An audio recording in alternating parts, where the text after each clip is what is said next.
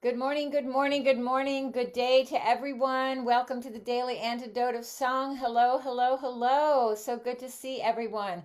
Welcome to Facebook Live. So glad all of you could join us. So glad to be here today on the fabulous Daily Antidote of Song. Welcome, everyone. My name is Elise Witt. I'm coming to you live from Pine Lake, Georgia. And I'm excited to be with my dear, dear, dear friend from Watertown, Massachusetts, Joanne Hammil, but more about her in just a moment. Today, thanks to Carolyn, is day 867 on the Daily Antidote of Song. Can y'all believe it? It's amazing. So I think it's time to say hello and some gratitude to all of you for being here. Thanks, of course, to Erin, who's making us all look and feel so good. Thank you to Joanne for singing with us. You're gonna love it. And Joe, who's traveling but always wrangles us and brings us together. Hello, Arlene in Berkeley and Susan G. Kevin with your flute in DC. Hello, Bonnie in Boise. Caroline in DC and Nancy in California. Hello, Sheila in Florida and Alice and Bronwyn in Victoria. Hello, Ann in Maryland, Kathy in Virginia, and Susan in Seattle. Hello, Trish. Hello, Ann in Nashville, and Carolyn with strawberries. Could I have one, please? Yum, yum. Hello, Cheryl in the UK. Hello, Margot. Hello, Storm with another fabulous hat. Hello, Luda in Victoria. And cricket dancing in Maryland. Hello, Annette. Hello to Flawn. It's so good to see you. Let's see, there's Steve in Maryland and Sharon and Kathy on Arapaho Cheyenne land. And I see Deli and Betsy and David and Fred in Silver Spring. Hello, Ralph in Victoria. Hello, Kate, Louise, and Kevin in DC. Hello, Bronwyn, Victoria. Aloysius in Massachusetts. Hello, iPad number 297. Hello, Jane in Massachusetts. So good to see you. And Bob and LMG and Jenny in Suffolk, UK. Hello, Don and the curly tops. Wow, I wonder how many curly tops there are today. Kate is still wandering, and I see Amanda and Miles from Michigan. And coming in now, I see Martha and Dick and Kathy and Tim. If I did not get you on the in, I will surely salute you on the way out. Hello, everyone. Welcome to the daily antidote of song. Greetings, everyone. It's so good to see all of you and to be back with you here on the fabulous daily antidote of song. I'm very excited today to have a very, very special guest with me. She's someone who has influenced me in so many ways, especially in my songwriting and song creating and song leading. She lives in Watertown, Massachusetts, but her influence is worldwide because she is one of the, I would say, I hate to use the word queen, but we're going to just use it here, the queen of rounds and partner songs. So, without further ado, may I present to you the fabulous Joanne Hammil. Woo! Welcome, Joanne. So good to see you. Thank you, Elise. That was lovely. I will try to live up to a tiny bit of that right now. And it's so great to see everybody here. I can't believe, what did you say? 867? Unbelievable and wonderful. And I have chosen a song to lead today that is indicative of this group. It is called One Family. It's one that I wrote in a unique style that I'll talk about later. But I do feel like we have become a family despite our many, many, many differences, I know, and many different countries and sensibilities and whatever. And this song just seemed right for today. So shall I jump in? So there are 4 parts. They are very, very simple. you only sing one of them. So as I teach you all four, be thinking about which one you'd like to sing. And then you just sing that over and over again, and the parts will merge and be harmonizing together in four parts. Okay, let me get a pitch here. So one family. Here's part one. I'll do it. So I'll do it three times, maybe, or four. Here's how it goes. We may disagree, but we are one family. Listen to the ending. One family. Okay. And the rests are as important as the notes in this piece. It's African style based. So when I play the track later that we'll sing to, you'll hear a lot of percussion and you can feel it when you're singing. So we may disagree, but we are one family. Again, we may disagree, but we are one family. We may disagree, but we are one family. What do you think? Got it? Okay, part two. One family with many different voices. That's the whole part. But again, the rests are really important. There are two long rests between each phrase. So I'll beat them out this time. One family with many different voices. One family with many different voices. Once more. One family with many different voices. Okay, that was two. Part three is more lyrical, more legato. Goes like this. The world is one family to protect and love. Try. The world is one family to protect and love. The world is one family to protect and love. Once more. The world is one family to protect and love. That was three. Here comes four. One world, one world, one world, one family.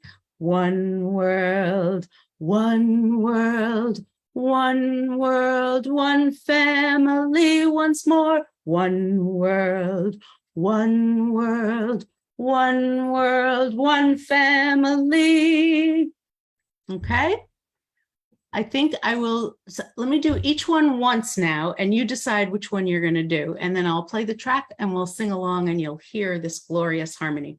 So part one is, we may disagree, but we are one family. Part two, one family with many different voices. Part three, the world is one family to protect and love. Part four, one world, one world, one world, one family. Okay, I'm going to play the track. You'll hear the percussion. The parts will come in one at a time. I'll hold up my fingers at the beginning of each part because they don't come in all together. It's an unusual form I'll talk about later. So I'll hold up fingers. Maybe I'll just say, here's part one, here's part two. Okay, here we go. 1 second. Get to the track. Okay, here we go.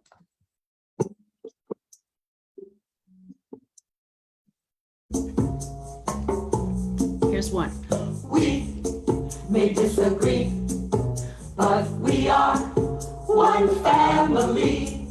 We may disagree, but we are Here comes two. one family. We may disagree with many different voices, but we are one family.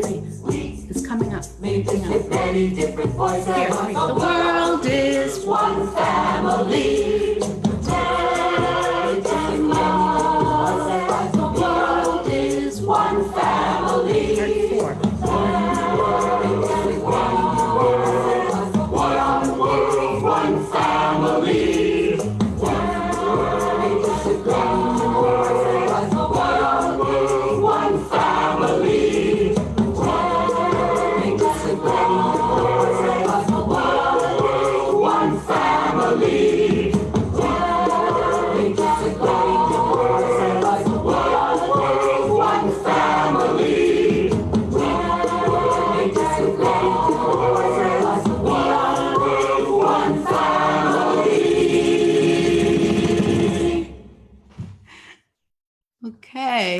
How'd you do? That was so fun. It was so great to see all these different people were, I could tell that we were singing the different parts and they were all coming together so beautifully. Very cool. I'm glad you could follow that, everybody. So you probably heard, may I talk about the form, Elise, a little bit? Because Please, this please, is, please. It's so fascinating. it is fascinating. And I learned about this form from Pete Seeger in the early 90s, who had been learning about South African music and music from other countries in Africa. And he learned one song that just captivated his heart, Somogwaza. Do you all know Somogwaza? It's in this style, it's in this form, and he just was enchanted by it. He brought it to this country. He sang it all over the world, actually, from stages with big audiences, had everybody singing along in 3 parts. And you probably will recognize it if I just sing the beginning. Awe, awe, Somogwaza. Does that sound familiar to anybody? Maybe not, because what happened is he realized that this wasn't very cool after a while. Let me explain it. So first of all, the form has to do with a very short set of lines, 3 or 4 measures for each part, all with their own words, their own rhythm, their own entrance points. They kind of dovetail in, just like you just did with me in singing it. And yet, at one point in every very short cycle, all the parts merge on 1 word or 2 words, something like that, or a phrase. So in Somogwaza, they all merge on Somogwaza, then they sing their own parts, they diverge, then they converge on Somogwaza. And it is thrilling to sing this kind of a thing, especially if we're in person. Someday, please, I would love to sing this with all of you in person. It's just so much fun when you feel the convergence physically as well as hearing it. Anyway, he realized, however, after some time, that this was inappropriate to actually Somogwaza is actually a circumcision song. And it's very much an intimate, ritualistic song in different villages in Africa, especially South Africa, but in other countries in Africa too. And he knew this, but he didn't quite realize the intimacy of it, the ritualism of it, until later, when he became aware that he shouldn't be singing this from a stage and having audiences sing it in America, when it's meant to. What happens in South Africa is when a set of boys are circumcised, it's a kind of a ceremony. They go off into the bush to heal themselves on their own. It's a test of manhood, apparently. When they come back to the village healed, the whole village gathers around and sings Somogwaza to them over and over and over again, sometimes for hours, even though it's 3 measures long. And it's to honor these boys. It's a ritual to honor them and to honor the person who performed the circumcision. The Somogwaza translates as master of the cutting, master Gwaza cutting. And so it honors the whole process, but mainly it's a ritual for these boys who have now become men, something like that. And it's not meant to be sung outside of that kind of intimate ritual. So, but Pete loved the form, and he tried to write some on his own, and he had trouble making it work. It's a little complex to construct. So he liked my songwriting, he admired the way as I wrote harmony. So he asked me to come to his home and discuss this and figure it out, and to write songs in this style myself, so that we could bring this form to Western audiences, because it's a wonderful form that we didn't have here. And so I've written about 15 pieces in this form now, and Pete and I did workshops on this at music conferences on both coasts, and it's very exciting to bring this form to Western audiences. But then came one other aspect that is so fascinating. I think I have time to tell you. It was about, what is this called, this form? And Pete at first wanted to call them gwazas, partly in tribute to Somogwaza, that was the beginning of this journey for him with this form. But also he liked the sound of gwaza. It sounded cute, it sounded cool, it sounded African. And it was succinct. It was a good way to just name a song. Name a song form, but I knew that couldn't be. It was wrong. I mean, the word gwaza, separate from Somogwaza, actually translates to a violent kind of knife cutting. You can't take a word that means something in another culture and use it outside of that culture to mean something completely different. It's sort of like if somebody from South Africa didn't know English and heard the word rape and thought that was a cool sounding word and used it to describe something in their culture, it would be so offensive. It's not, that's not what it means. So then I was tasked, along with Pete, to figure out what the form is really called in Africa. And in a few years of research, well, right away, I became aware that it's so interesting in South Africa and many countries in Africa, they don't define songs by form at all. They define songs by function. So they have wedding songs and harvest songs and a circumcision song, and they don't even get the concept of the name of a form versus the name of a function of a song. One of the, an ethnomusicologist professor at University of Chicago that I had contacted during this time, who was an expert on African music, he told me a cute story. He said that one of his students who was from, I think it was South Africa or some African country, was in his classes, and they were all writing a paper on a Bach cantata. And this young man turned in a paper called the Bach Blues, because the cantata was in a minor key. It was very poignant. And this student thought it was a blues from everything he learned from in English. And he didn't understand that calling it something by a form like cantata, it wasn't a cantata to him, it was a blues. So it's just an example. He didn't grasp that you could define a piece of music by form, which is what we do all the time.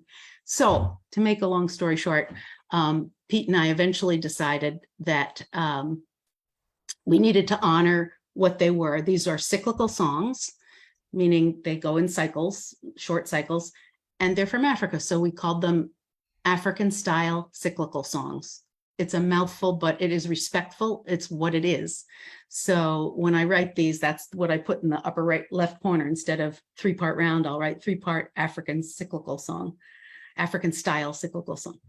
Anyway, just think that's interesting. I hope that wasn't too nerdy, weird for all of you, but I find that very interesting. Anyway, this song is in that style, one family. So you heard each part has its own words, and then we converge on the words one family every time it comes around in whatever part you're singing. And if we're going to sing it, we're going to sing this again, right? We are going to sing it again. I just wanted to take a moment to thank you Yeah. for really putting all of this into context. I think that this community is very aware and concerned about where songs come from, honoring whether it's a songwriter or a culture. And I think that everyone here really appreciates the deep, deep research that you and Pete did into this music, because it's so interesting, to fall in love with a piece of music, but then to find out its story. And songs do have, they travel. And I know for you, for example, your songs travel quite a lot. I live in Georgia and I teach your songs all the time. I know people in New Mexico and California and England that teach your songs, right? And it's beautiful for a songwriter to know where their songs go and how they change too, but Right. also to take a song from a culture that's a cultural song, a community song, rather than a one written by a songwriter, and to really honor that culture. So thank you very, very much for putting that into context. I see everyone is nodding their heads with a big yes and a big thank you. Yeah. I'm So glad. That's important. And it was actually very cool that Pete, by the early 90s, realized that he couldn't just take that song and sing it, Somogwaza, and sing it here. And, he was on a journey to, exactly. Well, he made that journey, and it's a very vulnerable journey because he made a big mistake, as we want to call it, that's right. but then he wanted to change that. And so with your help, I think that's an incredible journey and a really powerful story to share too. Because I know I learned Samaguaza many, many years ago. Um, yeah, and I didn't know all that. So, yeah. So, yes, is there anything else you want to share with us, Joanne? Our You- friend Flawn Williams suggested another name, perpetual motion music. That. I think that'll be the subtitle. So we have African style cyclical songs, aka perpetual motion. Perpetual motion. I Alternate. like it, Flan. Thank you. Yeah. I've heard people have wanted to call it converging songs, which isn't bad, Mm, but it doesn't really pay homage to the source. yeah. So, and it's not called converging songs in Africa. So, Right. you know, Great. Well, is there anything else you want to tell us before we sing again?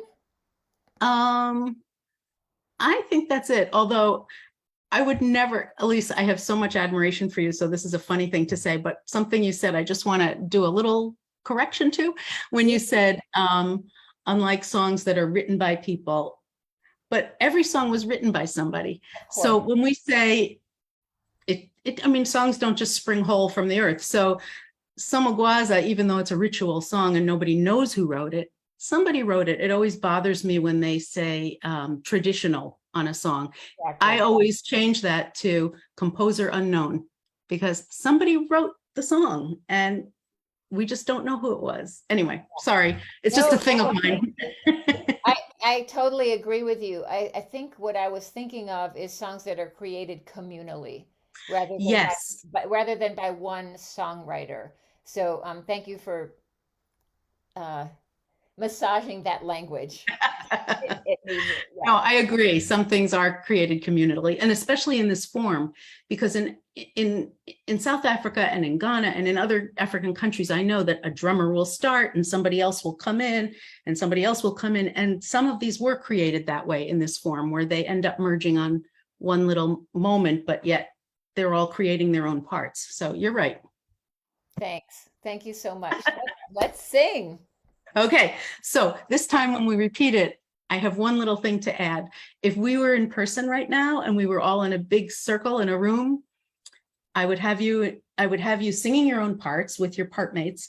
But when we get to the words one family, the converging word, I would have you lean in and look towards somebody singing another part, maybe even reach out your arms to them. So like, we may disagree, but we are one family, just to feel it physically as well as hear it harmonically.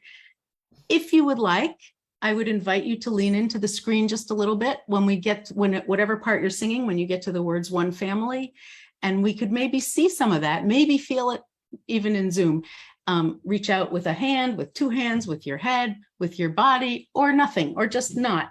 I just wanted to invite that little moment, okay? Beautiful. So I'm gonna play the track again. And do you remember the four parts? Do I need to go over them again? No. Okay. Let me just get to the beginning of the track. Whoops. That's not it. 1 second. Okay. So I'll just again show you when each part comes in. Starts with percussion.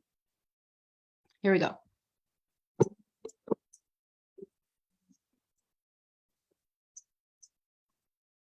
Part one. We may disagree, but we are one family. We may disagree, but we are Here comes two. one family. We may disagree with many different voices. We are one family.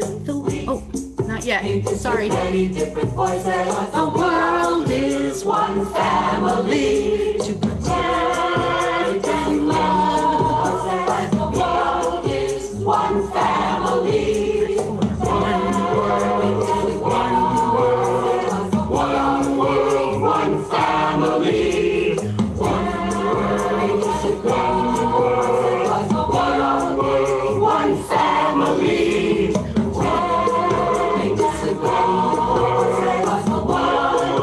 One family.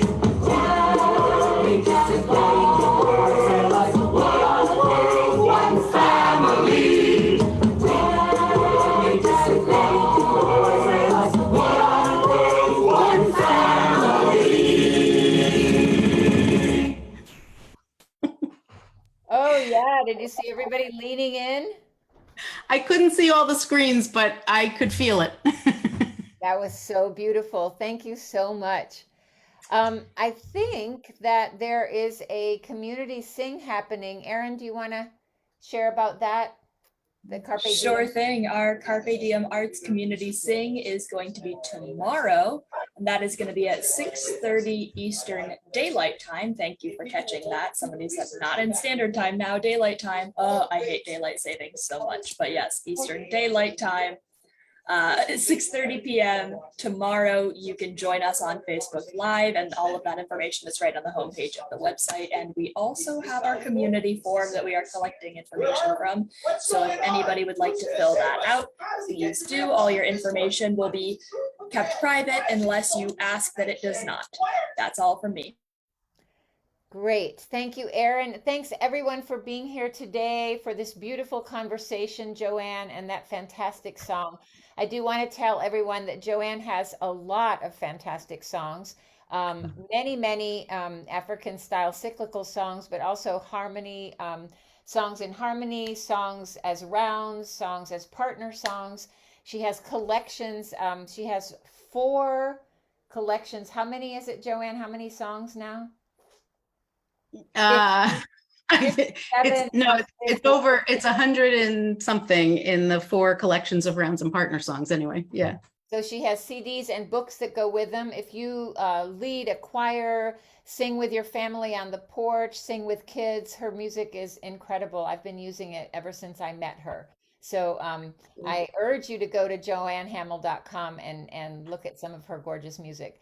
I think it's time to wrap up today so that everyone can go and do whatever it is that you do on Saturday. So it's time to say goodbye, Facebook Live. Good to have you with us. Thank you so much.